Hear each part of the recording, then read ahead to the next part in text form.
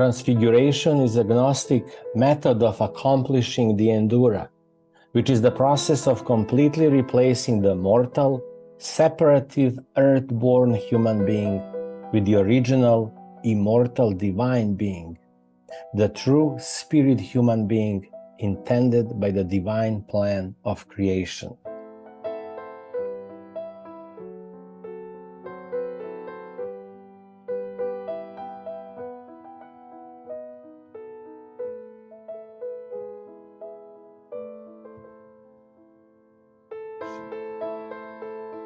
Human being is a very complicated system.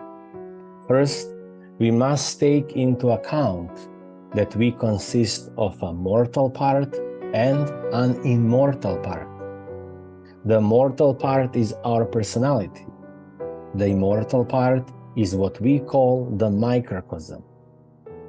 If we focus on the mortal part, then we see that that part has a very complex composition. We all have a fourfold personality in which resides a threefold I consciousness. If we want to understand more about ourselves, we must investigate this threefold I consciousness. Taking a deeper look into the human beings, we can say that our physical body is not only a biological construction, but also a sophisticated matrix of energy, a true archetype made up of energy and matter. The body of energy that keeps the physical body functioning is known as the etheric double. Through the etheric body, all our reactions and perceptions pass through our body via the transmission system of very subtle energy known as meridians.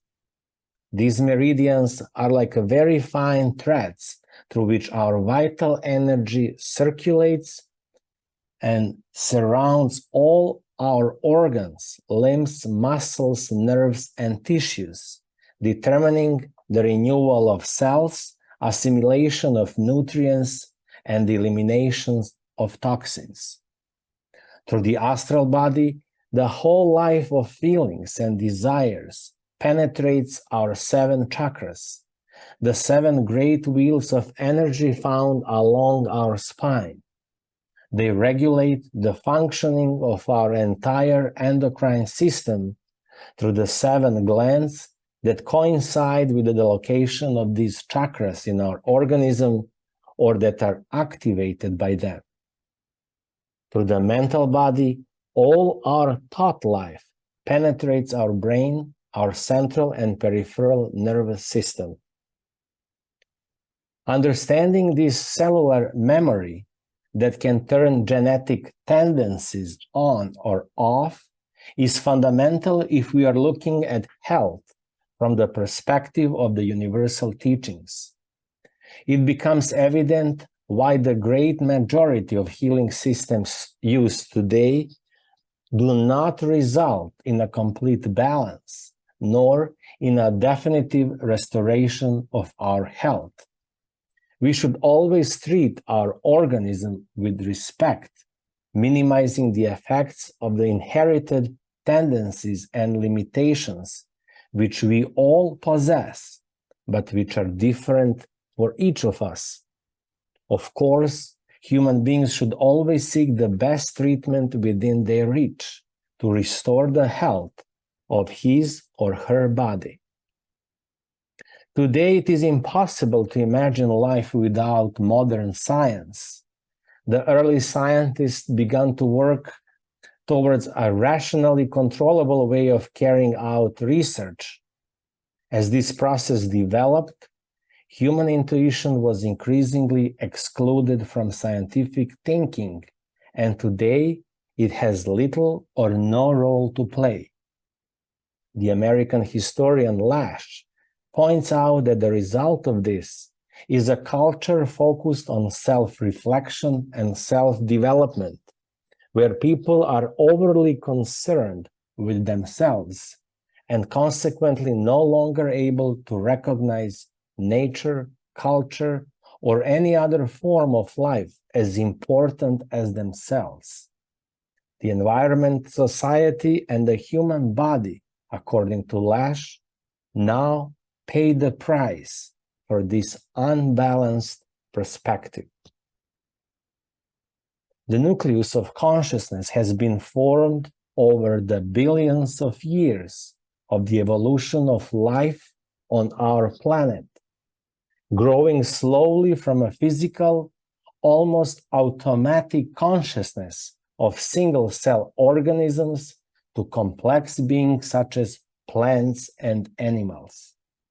And in today's human beings, at a certain point in their evolutionary history, when the mind grow and become matured enough, this nucleus of consciousness became self-aware, became aware of its own existence.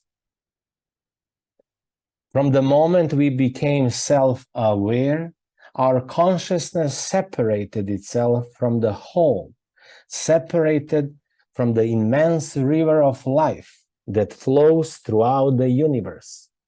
From the moment we have become self-aware and with our minds said the word I for the first time, this I has become for each one of us the central illusion of all life, of the world and universe.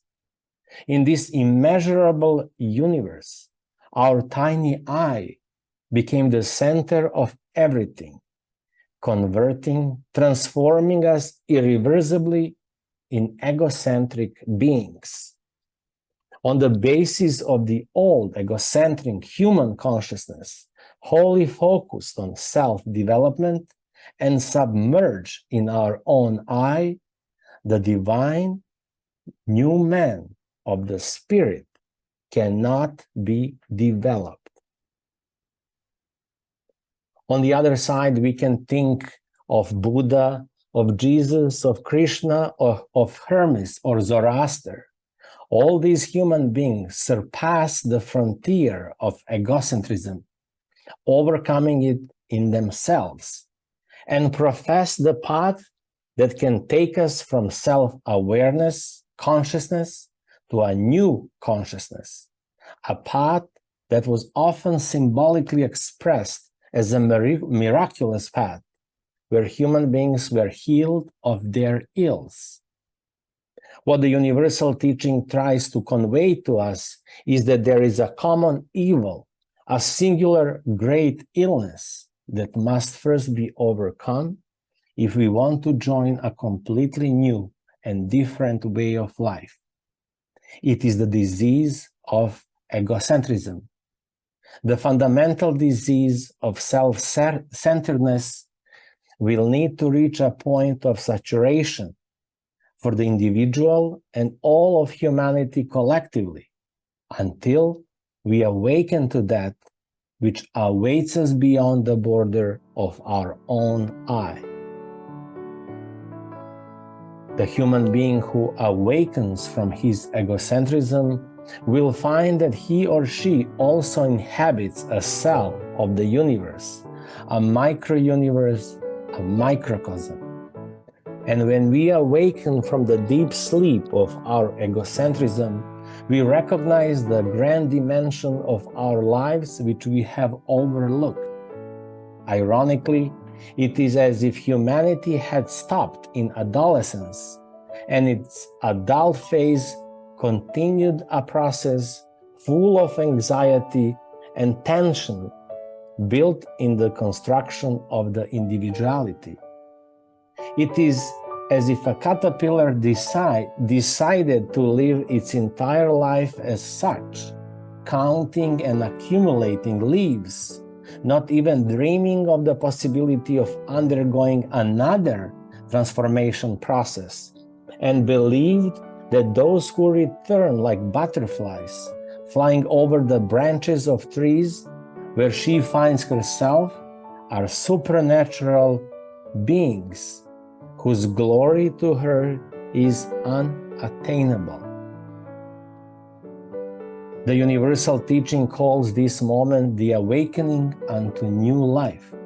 The symbolic language of the gospel called it born again. The Rosicrucians called it the blossoming of the rose, the blossoming of the rosebud, of the universal principle in our heart. We perceive with some clarity the impact that the inner world of our consciousness causes on the balance and health of the body. But we still don't really know how to intervene and transform this inner world. In this way, the universal teaching comes to our aid and reveals to us that the origin of thoughts, desires, and feelings not only come from our biological inheritance, but from the great accumulated memory in the electromagnetic field of the microcosm which we inhabit. This electromagnetic memory functions like a real program, a set of digital records that always again make a new state of consciousness arise and reproduce. Thus, for the state of consciousness to be transformed, we must first rewrite the records that make up the program, the source code from where they came, on the basis of a force superior to that which created them. And the only power capable of rewriting these records is found in the nucleus of the microcosm. It is the rose of the heart, the spark of the spirit. If this force awakens in our being and unites with our consciousness, then we will have a source of support so powerful that, as Archimedes said, we will be able to move our entire inner world. The awakening of this spark will initiate the first process of healing, the healing of our egocentricity.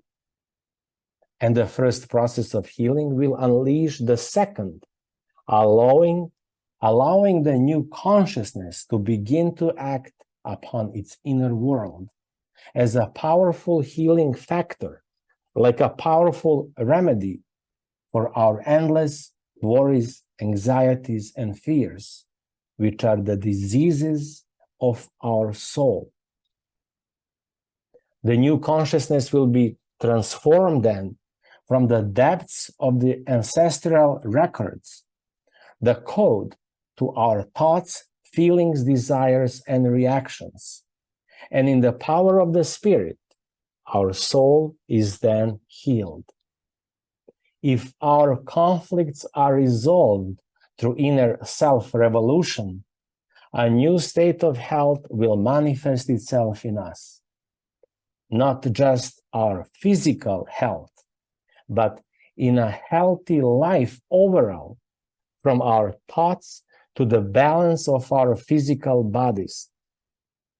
And this is a reflection of purification and transformation of our consciousness. At that moment, a deep peace of mind will arise within us, as the innermost of our consciousness reconciled with the universal principle that was latent and freed itself from the clutches of the endless suffering of the egocentrism.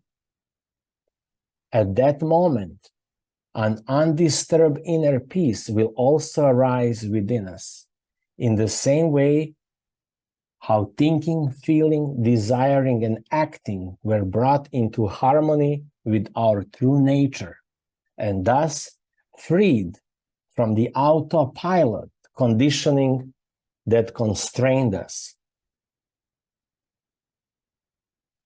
And a stable, continuous organic balance will also arise that allows our organism to function in the best possible way without the permanent stress of the attachments of egocentrism or the shadows of a life of inner conflict. We cannot, by our own power, construct that new body.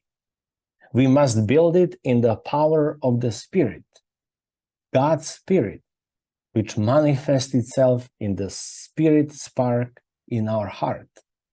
For that is the only contact with our original state of being. This means that God's Spirit must manifest itself in us in our divine, immortal human form. Consequently, that means a change of our personality. Our old body must die. The new one must be born.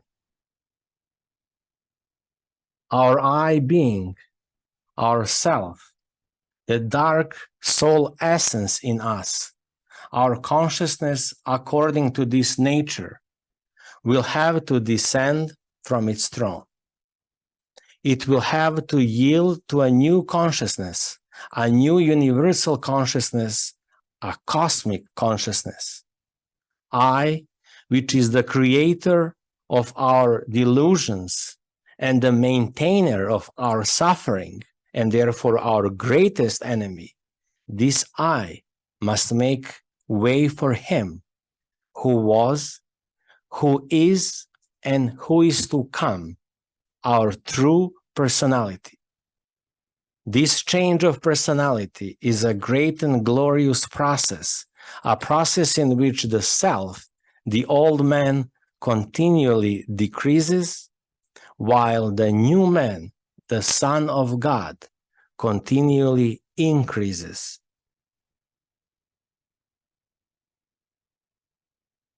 Today, witnessing such an intense change in the world, countless human beings awaken to the fact that the health and balance of their lives should be the result of a more profound inner change, a change in the way of facing life, which will result in a new way of living.